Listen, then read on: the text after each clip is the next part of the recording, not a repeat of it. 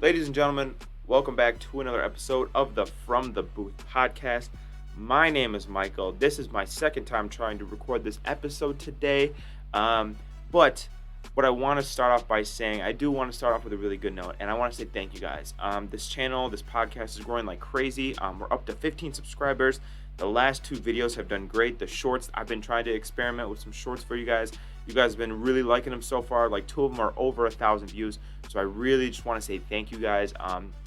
Sometimes, it can get really discouraging when, you're trying to make content, you're making content you're proud of, and, it doesn't really seem to be getting any traction or to getting any views. But for this to be going on, for the views to start coming in, I really, really do appreciate it, you guys. It makes me want to keep making content for you guys. It keeps me encouraged, and it makes it so I can allocate more time to do this outside of my work and my school. So really appreciate you guys. Just wanted to start the episode by saying thank you, and let's get to the podcast. So guys, in this podcast episode today, we do have a few topics to cover. Obviously, it's Monday. We got our Monday mock draft for you guys. The next thing we're going to talk about, the XFL and kind of my thoughts and my opinions on that. We're going to touch on the Bienemy situation and kind of what I feel on that. And then we have a few other kind of cliff notes just to briefly discuss. But let's go ahead and get into the mock draft, the second edition of the mock draft.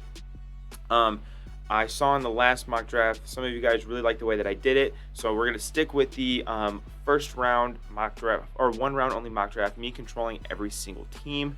And I don't know how much you guys pay attention to sports media, like the talk shows and everything like that. But a big topic of discussion recently has been the Bears trading away Justin Fields. Now, in this mock draft, that is what we're going to do. So we're going to play the Justin Fields gets traded away game. And we're going to see what the domino effects would be from that. Now, kind of before I get into it, I just want to remind you guys to subscribe if you guys are enjoying the mock drafts. If you guys are liking what I've been doing, let me know down below. And we'll kind of get into it right now. And if you have any thoughts, just comment it below. All right, so the Bears, already in possession of the first overall pick. Here's what I think about the whole Justin Fields thing, right?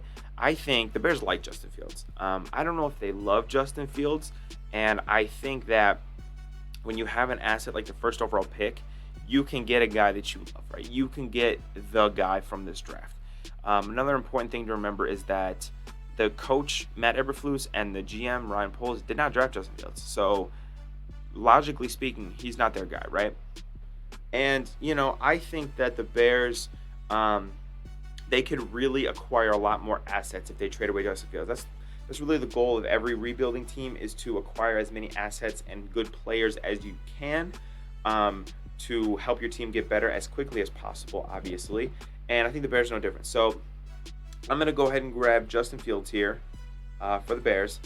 Now, I think for the value in terms of Justin Fields, like what is his value? I think his value is definitely at least a first. I mean, he's a young quarterback who many people consider to be good. I think definitely at least a first. I would argue a top 10 pick this year, a first round pick next year, and then probably a decent player, like a starter caliber player. The reason I say that is because not that I think Justin Fields is one of the best quarterbacks in the NFL, but he's young and he's uber talented and he's not getting paid nothing. So the cap hit is very low. The age is very good. So you're really paying for the future of Justin Fields. So looking at kind of the top teams, Texans could definitely trade for Justin Fields. The Cardinals probably not because they still don't know what's going on with Kyler. The Colts definitely could. I think the Seahawks are a sleeper team, and the Lions not going to trade in division. The Raiders would want to. The Falcons would want to. The Panthers would want to. Not the Eagles, obviously. But I think a team that is kind of, how I say, underutilized and underappreciated in terms of their trade prowess would be the Seattle Seahawks. So I'm going to go over here to the Seattle Seahawks at pick number 5. And keep in mind that the Seahawks have 2 picks, right? They have pick 20 and they have pick 5. So if I'm Seattle, I'm going to give up pick 5, which we got from Denver, trading away Russell Wilson. I'm going to give up a next year first round pick. And I'm going to give up a interior offensive line. Interior offensive line, because the Bears need, they need offensive linemen. So I'm not going to give up either of my rookie tackles, but I'd give them a Damian Lewis, a younger guy, in order for Justin Fields. So I'm going to go ahead and make that trade. Boom. So now the Seahawks have their quarterback, assuming Geno Smith leaves in free agency. The Bears have now the 5th pick, a next year one, and they have Damian Lewis. So they're on the clock at 1st overall. So now, logically speaking, the Bears no longer have a starting quarterback. What do? You take one at number 1. You get yourself Bryce Young. The Bears land themselves Bryce Young with the 1st overall pick, solidifying himself in Chicago as QB1. He's going to be thrown right into the fire. He's going to be cheap. Hopefully the Bears are able to get him some weapons in free agency and in the draft and everything like that. But for right now, Bryce Young, welcome to the Windy City. In terms of number 2, in my last mock draft, I made an emphasis on talking about how the Texans' new coach, DeMeco Ryans, is a defensive-oriented guy. He's going to want to take defense. He's going to want to take Jalen Carter, yada, yada, yada. I'm switching my thought process a little bit. I think DeMeco Ryans understands that you have to have a good quarterback to win in this league. And I think that his philosophy is going to be that he wants to build around a young quarterback and build a team around the young quarterback to succeed. I think Will Levis is really rising up the draft boards. I think that his stock has been on the rise. And I think if he throws well at his pro day and his combine, his stock could be, the best or the second best quarterback in this draft. So I like Will Levis going to the Texans at number 2. Number 3, the Arizona Cardinals recently hiring Jonathan Gannon, the former Eagles defensive coordinator. What made the Eagles defense so good? It was their defensive line. It was Fletcher Cox. It was Javon Hargraves. It was Hassan Reddick. It was Robert Quinn. It was Brandon Graham. All of those guys. So if you're sitting here at 3 and you're Jonathan Gannon, you're not going to take a quarterback because the whole Kyler thing, right? You're going to take Jalen Carter, the defensive lineman, the best defensive tackle in this draft by a mile. And you're going to have yourself a good day. You're going to build that defense around that defensive line. And for the Cardinals, you're going to try to build back which was once a respectable defense, right? You got Budda Baker. You'll now have Jalen Carter. And Byron Murphy, I think, is a solid corner, but he's going to have to rebuild that defense. The Cardinals' defense was one of the worst defenses I can remember last year, so they were bad. For the Colts, Jim Irsay, probably pissed off he didn't get Bryce Young because he's already talked about him, but that does not change the fact that he wants a quarterback for his new coach, Shane Steichen. We saw the work. Yeah, I can't talk. We saw the work that Shane did with Jalen Hurts in Philadelphia, so I'm sure he's going to be getting a new quarterback to play with as in a rookie. And that rookie's going to be C.J. Stroud. The Colts are going to want C.J. Stroud from The Ohio State University. He's been solid. I think we definitely can see three quarterbacks in the top 4 or 5 picks. But now if you're the Chicago Bears, you're sitting at number 5, and you know what? You need an edge rusher. And coincidentally, the same school that you took the guy number 1 overall one, Will Anderson, edge from Alabama, makes a lot of sense for the Bears. The Bears in this scenario would get 2 very high impact players at quarterback and edge rusher. In my opinion, the 2 most important positions in the NFL. And they're having themselves a good draft so far.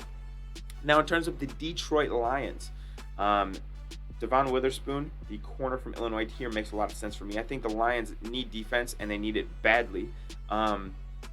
They are a team that is on the rise, and a lot of people think that they're going to make a big leap next year. This is actually their pick from the Rams, believe it or not. And they need defensive backs especially. So I'm going to go ahead and take Witherspoon, the guy from Illinois. He really does seem like a Dan Campbell-style player to me. He's physical. He will hit. He's not afraid of contact. So to me, that's really reminiscent of what, Dan Campbell's philosophy is as the coach of the Lions. Going on to the Raiders. The Raiders need quarterback, offensive line, and defensive back. We're noticing that a lot of teams up in the high point of the draft need quarterbacks. We wonder why, almost like quarterback's the most important position. But we're going to go ahead and take a defensive back for the silver and black. Take Brian Branch. Brian Branch gives me big Jamal Adams vibes. And I say that in a great way because I actually am a Jamal Adams fan. I love what he does. I know a lot of you guys are haters. But I'm going to take Brian Branch to the Raiders. I think that's a good fit for the Raiders to get them some playmakers in the defensive backfield. For the Atlanta Falcons, you need a lot.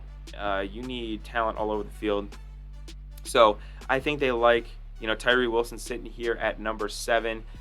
They think that he's going to be a good pass rusher for many years. Already has played in red and black, so the fit to Atlanta seems easy. Go ahead and take Tyree Wilson at number 8 for the Falcons. Now, the Carolina Panthers sitting here at number 9. New head coaching hire, Frank Reich, wants his quarterback, wants his guy. Didn't have that when he was in Indianapolis, and ultimately I believe that was his downfall.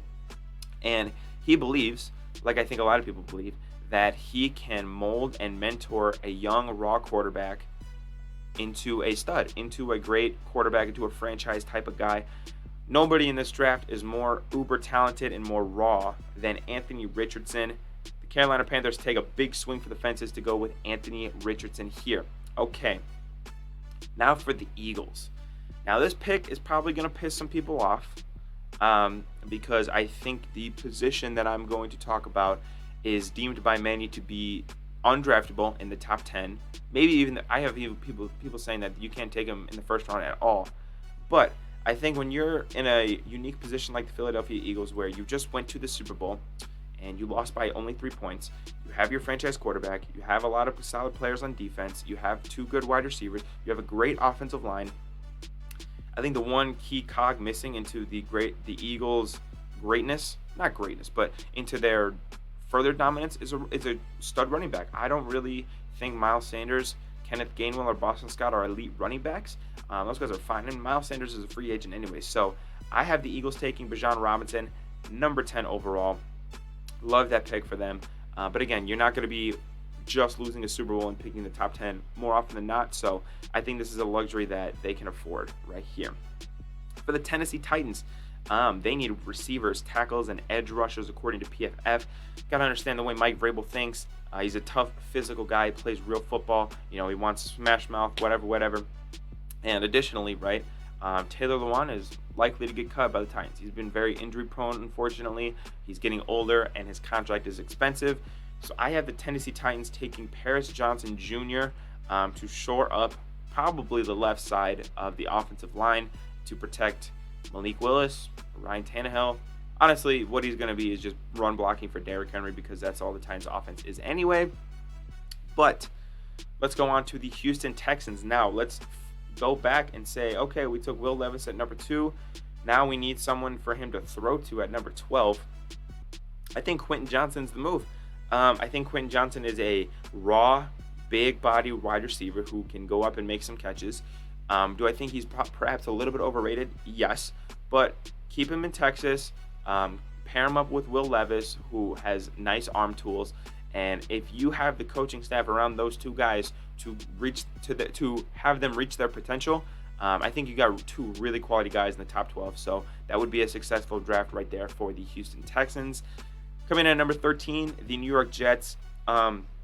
My conspiracy theory is that they don't actually end up picking at 13.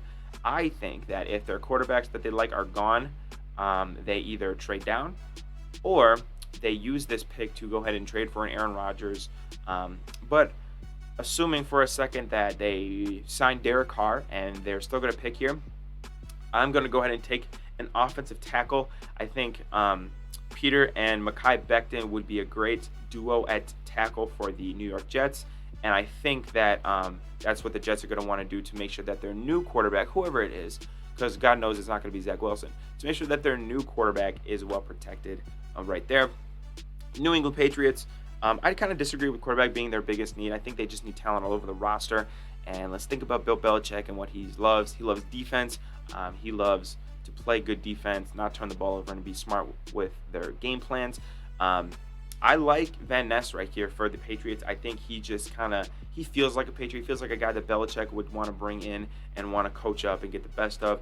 So I'm going to take Luke Van Ness out of Iowa for the New England Patriots at number 14. At number 15, Green Bay Packers. I kind of think that they need pass rushers more than anything else. I think they need kind of an elite presence up the middle. I know Kenny Clark is still good, but I think if you want to pair a guy with Kenny Clark to rush the passer or stop the run, it would make their defense a lot better. I've said that if I've said it once, I've said it 1,000 times. Brian Brisset just feels like a Packer. Like he just feels like a Packer. You know what I mean? I'm gonna go ahead and take him if I was the Green Bay Packers right there. Now for the Washington Commanders. Kind of an interesting scenario for Washington Commanders. It says quarterback's their biggest need. Again, I don't agree with that. I think Sam Howell's going to be the guy. He's going to be the guy, so that means they're kind of not going to take a quarterback. Maybe next year they draft a quarterback, but you got to let Sam Howell have a year. For the Commanders, De'Aaron Payne, Jonathan Allen are free agents. Who knows what's going on with Chase Young's contract situation, and I think that they're going to want to rebuild the defensive line. So they're going to take Kalijah Kancey, probably didn't say that right, out of Pittsburgh to rebuild and revamp their defensive line right there for the Commanders. In terms of the Pittsburgh Steelers, they need corners. They need defensive backs. They're looking, they see Christian Gonzalez right here at number 10. They like that pick a lot. Christian Gonzalez joins a young core of Steelers playmakers who hopefully are going to be the future of the franchise. Now on to the Detroit Lions at pick number 18. Like I said earlier, their biggest need is defense. I think last year they had some good signs from Aiden Hutchinson, their number 2 overall pick, the pass rusher. What better way to help Aiden Hutchinson than to give him a buddy on the opposite end of the field in Myles Murphy? The Lions really could have 2 back-to-back stud pass rushers and back-to-back drafts, which would be huge for them. That would be awesome. So I think if you're the Lions, then you have to take Myles Murphy there and improve your defense. And, you got 2 guys coming in, a corner and an edge rusher who could really, really improve your defense. That would be great for their team moving forward. Looking at the Buccaneers, man, they're in a sad spot. I am going to say this now, that the Buccaneers are going to be picking 1st overall next year. That's my thought. But in terms of right now, what do we got in terms of their draft pick? They do need quarterbacks, tight ends, guards, center. They need offensive linemen in general, pretty much, and then defensive linemen. I kind of feel like Andre Carter, to me, he kind of feels like a Buccaneer. He feels like a guy that would fit really well into Todd Bowles' scheme. And, he's an edge rusher. So I'm going to take Andre Carter here if I'm the Buccaneers. For the Seattle Seahawks, the Seahawks, I've said it a million times as well, they're the hardest team to predict drafting-wise. So it says that the team needs our guard, center, defensive line. I think, personally, that they're going to want to go to a corner here to pair up with somebody like Tariq Woolen and Kobe Bryant. So I am going to have the Seahawks taking Joey Porter Jr., the corner from Penn State. Now, in terms of the Miami, just kidding. They got that shit stripped away. I actually did have a question from one of my friends earlier this week about why there's only 31 picks in this first round, conversely to 32 normally because of the 32 teams. And as you can see, the Dolphins have their pick taken away because of the Tom Brady tampering shit.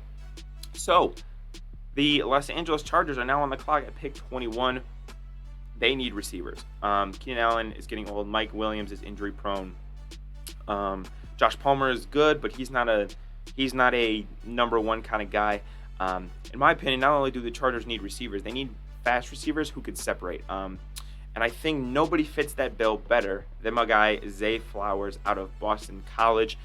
This would be the 2nd first-round pick from Boston College that the Chargers would have in the last couple of years. Also taking Zion Johnson, the guard, who was very good. I think, if you're the Chargers, you got a new offensive coordinator in there. You have Justin Herbert, who is a stud. You need to improve the vertical passing game. You need some speed. You need some guys who are shifty and can make plays. Zay Flowers fits that bill perfectly, in my opinion. Let's go to pick 22 with the Baltimore Ravens, who also need a wide receiver and who are also going to take a wide receiver with Jackson Smith and Jigba, who many consider to be the best receiver in the class last year. I think he fell off a little bit because he dealt with some injury stuff last year at Ohio State, but I still think he's a really, really solid receiver. The Ravens' downfall in the Lamar Jackson era has been their lack of drafting good quality wide receivers. Now, I think Rashad Bateman can still be really good, but again, he's didn't play much last year. He hasn't taken off yet, right? So the Ravens add a wide receiver to a hopefully very well compensated Lamar Jackson, so he can have Rashad and Jackson Smith and Jigba both sides. Minnesota Vikings defense is their calling card here. I have them going with Deontay Banks, the corner from Maryland. Their best corner last year was old-ass Patrick Peterson. Not something to really hold your head on. unfortunately. Something I think that they will definitely address in the draft is defensive back. And so I think that they go with Deonte Banks. Now the Jacksonville Jaguars, guard, center, and defensive back, respectively. Let's look. We kind of don't got a lot of the guys up there just yet. I think that the Jaguars might want to go with an offensive tackle. I'd say Broderick Jones is probably good. You can even go with, Nolan Smith, the edge from Georgia. But to be completely honest with you, I might go with O'Cyrus Torrence, the guard right here. They do need guard pretty bad. They're going to try to run the ball with Travis Etienne. Speaking of, Florida, the in-state connection just works. O'Cyrus Torrence for the Jacksonville Jaguars. The Giants, in a bit of a predicament here with Saquon and Daniel Jones contracts kind of expiring. But assuming that they keep Daniel Jones and or have any other quarterback, they still need receivers. Jordan Addison, they're sitting at 25. Jordan Addison's still here. Easy pickup to get a good receiver for whoever their quarterback is to throw to. The Dallas Cowboys says they need receiver, defensive line, and linebackers. I don't know about you guys, but to me, I said it with Brian Brisset in terms of the Packers. Michael Mayer just feels like a Cowboy to me. I can't really explain it. I don't know what I'm feeling. He just feels like a Cowboy. He feels like a Jerry Jones kind of guy to me. The Buffalo Bills, guard, center, defensive back. I think one pick that would be really good for the Bills is safety. Now I know they have Jordan Poyer and Micah Hyde. Obviously, they dealt with some injuries last year, and obviously with the DeMar Hamlin situation, they were a bit thin at safety last year. So I think taking Antonio Johnson, maybe you can even have him play some slot corner. But I think safety is now a position that the Bills would take. I have them taking Antonio Johnson. Now, the Cincinnati Bengals, their main and only priority should be to protect Joe Burrow. They are about to pay him an absorbent amount of money. La'el Collins didn't really work out last year at right tackle, unfortunately. Jonah Williams, I think, is still kind of ass. So Broderick Jones going number 28 to the Bengals feels like easy money to me. Now the New Orleans Saints at pick 29. What do the Saints need? Everything. They need all the players. They need better coaches. They need more money. They need their players that they have on their roster to not beat people up at the Pro Bowl. But I think the main thing that they need is a quarterback. Obviously, you don't want to go into another year with Jameis Winston and Andy Dalton. No disrespect to those guys, but they're not very exciting. And I think if you're Dennis Allen, you want to keep your job, I would hope. And you need a quarterback to do so. So I think Tanner McKee is the best option here. Pretty good value-wise, 29 and 29 overall. I think that's pretty good. Now the Philadelphia Eagles at pick 30. Like I said, not very many needs. But assuming that, it says wide receiver. I think they have two really good wide receivers that maybe you can get a third. They say guard and center. I think that's only if Jason Kelce retires. But, I guess the rich can always get richer. So if I am the Eagles, I would probably target some more defensive line, just because my defensive line is getting a little old. And they might be retiring soon, like Brandon Graham and Fletcher Cox and everything like that. And Robert Quinn is obviously not in his prime. I might go Nolan Smith. I think that's a good pick for a Super Bowl contending team. Maybe he can rotate in the defensive line for a while before he kind of gets starting caliber reps. And then, of course, he could be the guy in Philly in a few years. The Chiefs, the Kansas City Chiefs, I think that they're going to take a D lineman, because who knows what's going to happen with Chris Jones and Frank Clark. They need to keep their defense. They need to get the pressure on their defense, because if there's one thing with the Chiefs, their defense always makes plays, right? So I am going to go ahead and take Will McDonald right here for the Kansas City Chiefs. That is my mock draft. Let me know what you guys think. Let me know if I should make more trades, if I should do a no-trade draft. What do you guys think? Make sure to comment down below, and I will see you guys in the next episode.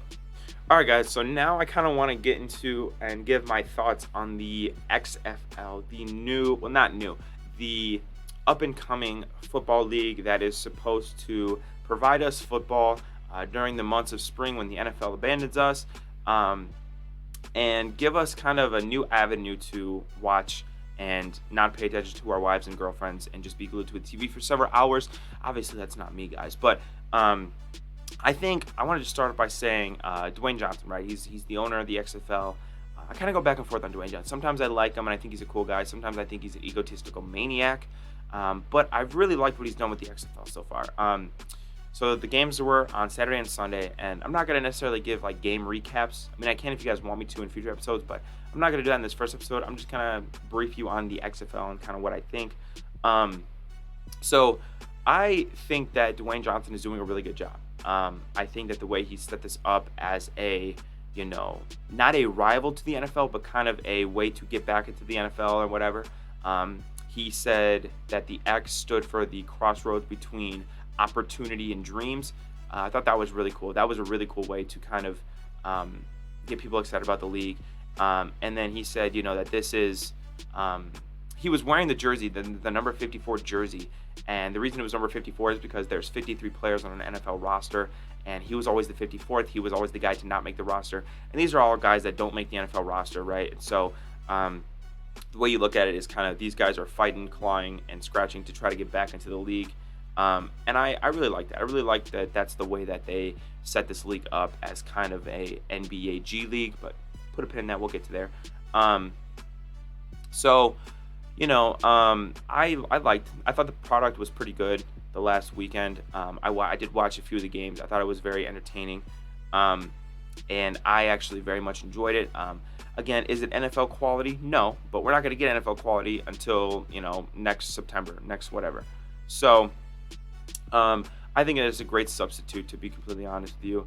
And I think personally that it is going to be successful in its goal to provide us football content, before the NFL season starts. I do want to get into a few things about the XFL that I find very interesting. First of all, and that's like the new rules, right? They have a few sets of new rules that the NFL doesn't have. The first one being the conversion attempts after a touchdown. You can have 1 point, 2 point, 3 point, depending on what yard marker you go at to try to score. It's the same concept as a 2 point conversion, obviously just varying points. I really do like that rule. I think it makes it a little bit more exciting. And again, it makes comebacks a lot easier. My favorite rule that they have is the new kickoff rule, where the two teams, the defending team and the receiving team, line up like this. The kicker's back there, they kick the ball, and the defending team cannot charge forward until the returner has caught the ball, right? What I think that does is it eliminates injuries on kickoffs, and anytime you can eliminate injuries in football, that's always a good thing. And I think it makes the game more exciting because it encourages more returns and everything like that. So that's a great rule. One rule that I'm kind of iffy on is the whole onside kick substitute rule, where you can go for it on 4th and 15, and if you convert, then it counts as an onside kick conversion, right? And you retain possession.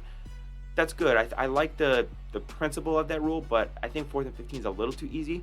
I think it should be more like a 4th and 25, 4th and 30 maybe, to make it a little bit harder, because you got to think like the conversion success rate on an onside kick is like 3%. And I don't know the exact conversion percentage on like a 4th and 15, but I'm sure it's much higher than 3%. So just make it a little bit harder, in my opinion, maybe like a 4th and 20, 4th and 20, 4th and 25. And I get, they want that, and what they want to incentivize like comebacks and the game's never out of reach type of thing, which happened a few times this weekend, which I thought was really good. So I get that, but I would just like to make it a little bit harder just because I'm like that, right? I think the last thing is that I think a lot of people have brought up, especially on Twitter, I've been seeing it, is like, could this be like the NFL's G League or like minor league baseball, right? I'm a bit hesitant to do that just yet, because you want to think of, okay, like the NBA G League, right? The NBA and the NBA G League, they play each other at the same time, and you have lower teams affiliated with like the NBA teams, or like with Major League Baseball, you have, you have the Cubs, like I'm wearing the shirt right now, and then you have like the Iowa Cubs, who are like the AAA team. So they're kind of playing at the same time. So if the Cubs want to call up a guy from Iowa, it's, they just fly him over to Chicago and they're ready to play. They're already in baseball shape. They've already been playing baseball. They're playing at the same time. Same thing with the G League. The guys are already in basketball shape. They're playing basketball. They've, had live game reps. With the XFL, it'll be a little differently because it's at different times. So maybe they do, like, they sign guys to, like, futures contracts, to maybe like Jordan Teamu right here. Like maybe the fucking Colts call him and are like, hey, when the season's over, like, come join us for training camp or whatever. That could be true, but again, I think with football being a contact sport, it's very hard to play both. Whereas again, the G League, you can play in the G League, you can go and play in the NBA, you go back to the G League. There's not going to be that level of flipping in the NFL to XFL, but I can see it being like a place where the NFL could send some rookies.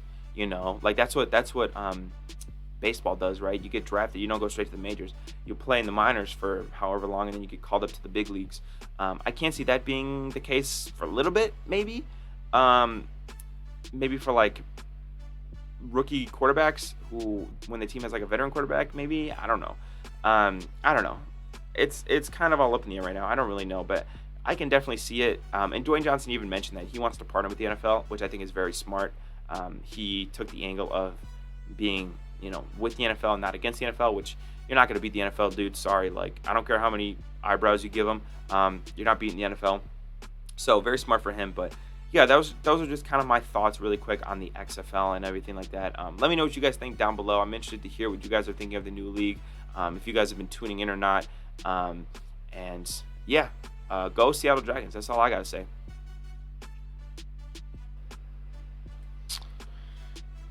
All right. So let's now talk about the Eric Bienemy situation going on here, right? So Eric Bienemy, the former offensive coordinator, two-time Super Bowl champion of the Kansas City Chiefs, is now becoming the offensive coordinator of the Commanders. Now, you might be wondering, well, why would Eric Bienemy go from being the offensive coordinator from literally the best team in the league, who has an MVP quarterback, great tight end, all of that type of stuff, to then go to a lesser team, right? And it's for a few reasons, unfortunately, and it's kind of a sad situation that I just wanted to touch on really quick for you guys. This is a big thing, so I owe you guys my opinion on this. Eric Bienemy, right, wants to be a head coach. I think that's fairly obvious. He wants to be a head coach. He wants to lead his own franchise, and for whatever reason, he just hasn't got that opportunity, right? The last 2 or 3 years, he's really had an opportunity to become a head coach. There was plenty of coaching jobs open, and whatever happened throughout the whole coaching cycle, he was just never a serious candidate. And it's kind of sad, and it's kind of confusing considering that he has been the coordinator for the most successful offense of the last couple of years, won a couple of Super Bowls, and people have gotten coaching jobs for much, much, much less. So it's a bit confusing, and I kind of want to give my thoughts on what I think is going on here and what situation is doing. So additionally, right, Eric Bienemy is going to the Commanders, and he's doing that to try to prove himself further, right? Like he needs to prove himself anymore, but he's doing that to prove himself that he can be a successful offensive coordinator without Andy Reid, without Mahomes as his quarterback. So he's going to Washington to do so, and I think that part of the reason that teams are hesitant to hire him could be because of the Andy Reid scenario, where they think, okay, maybe Andy Reid's just doing all the heavy lifting, and Andy Reid's calling the plays, and Andy Reid. I get it. Another thing that definitely doesn't help him is that the fact that Matt Nagy was hired for the same reason. He was Chiefs offensive coordinator, went to the Bears, did win Coach of the Year, but then completely fell off and got figured out. So, and Doug Peterson obviously won a Super Bowl with the Eagles, but his tenure wasn't very long with the Eagles either as a former Andy Reid disciple. But I don't think that that's a good enough excuse, right? People get hired all the time with not even close to the resume that Eric Bienemy has. So it's kind of frustrating to see Eric Bienemy not get an opportunity. So I think part of the reason, and I don't like being this guy, I really don't, but I think part of the reason is, the stigma around black head coaches. Right now in the NFL, there are two, Tomlin and DeMeco Ryans, who hasn't even coached a game yet.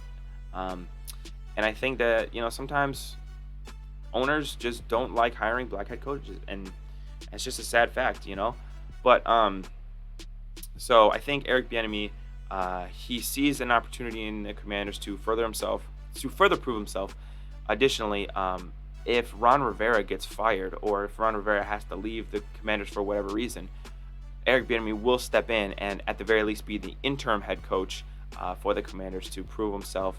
But this is kind of a sad situation to me. I think Eric Bienemy deserved a head coaching job. I actually wanted the Bears to hire him last year. I was very excited for that, but that never happened, obviously. And I really don't know what's going on, to be honest. I have no idea what's in play here. I have no idea what the reason is. I could speculate, but maybe it's just some people's judgment. I have no idea. But so I want to say also, if you are a Sam Howell fan, if you're a Commanders fan, if you are Sam Howell's family, you would be very happy right now. You should be very happy. Sam Howell played very well in the last game of the year against the Dallas Cowboys. Now has an opportunity to be the starter full-time, as confirmed by Ron Rivera. He's got Eric Bienemy, who in my opinion is the best offensive coordinator in the NFL, as his coordinator. Doug, you have a chance to prove yourself. Like, you can go out and you can make yourself some money this year. You can cement yourself as the short or long-term starter for Washington now. And I think that it's very good for Sam Howell. So if you have any Sam Howell stock that you haven't bought yet, I would go ahead and buy it up. My last point that I kind of want to make on this scenario is I want to talk about the replacement Chiefs offensive coordinator, who I would guess would be Matt Nagy, ironically enough. Matt Nagy, was the offensive coordinator in the last Alex Smith season, went to the Bears.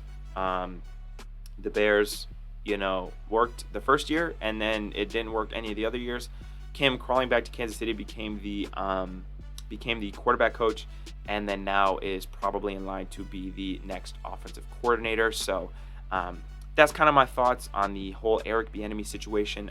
Let me know what you guys think about Eric Bienemy down below on if he deserved a head coaching job or not. And yeah, that'll do it for this segment. All right, two kind of last things to touch on in terms of this podcast episode. Thank you guys for all of you who have stuck around and watched or listened to the whole episode. If you're watching on YouTube, thank you very much. Please don't forget to subscribe. And if you're listening on one of the podcast platforms, if you have any questions for me, you can always tweet at me. You can always DM me. You can comment. You can go to YouTube and comment. You can do whatever you want. I'm very reachable. I would neglect to give you my phone number, though, because my girlfriend would probably not approve. But other than that, you can reach me pretty much every single way. But our last two topics of discussion for this episode are going to be Rex Ryan, who has interviewed for the Broncos defensive coordinator job. Now, to me, this makes a lot of sense. Sean Payton coming in probably wants a veteran guy, a defensive coordinator, guy who's been around, a guy who knows what he's doing. And if you're Rex Ryan, obviously, right now you're just chilling at ESPN making shit takes on TV all day.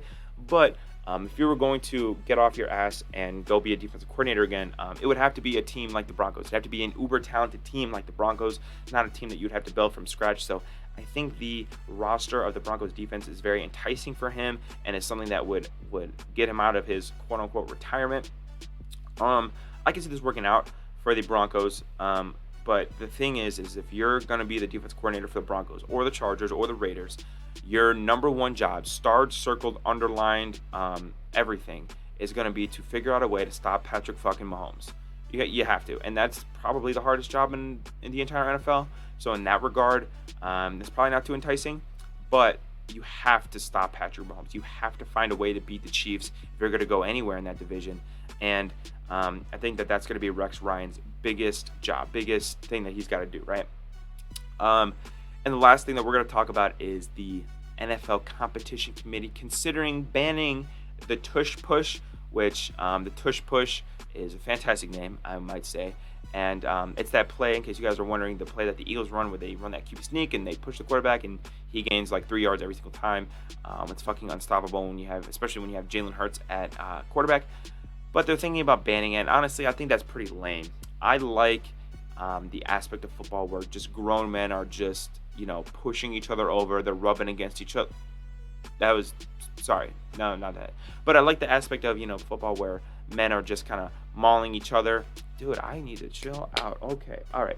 I like the concept of football where, it's just big on big, and it's your strength versus their strength, right?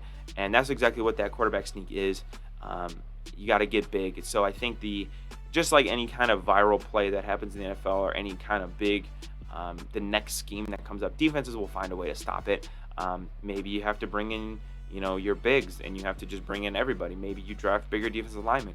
Maybe you have your middle linebacker time the snap, and jump over the center like Troy Polamalu used to do. Whatever the solution is, defenses will find it. So I'm not too worried about it being just overpowered. And again, it's a play that's going to gain at most 3-4 yards. So I don't really see a need to do it. Maybe would it prevent injuries? I don't know. But maybe just hit the weight room? I don't know. But yeah, so that's kind of my thoughts on that. I don't really see a need to ban the tush push. But yeah, so that's going to do it for this podcast episode, guys. Thank you for listening. This is my second time recording it, and if this doesn't work, I'm actually going to lose it. But in all seriousness, guys, I appreciate you guys watching. We've been growing like crazy, so I love you guys, and I will see you guys in the next episode. Peace.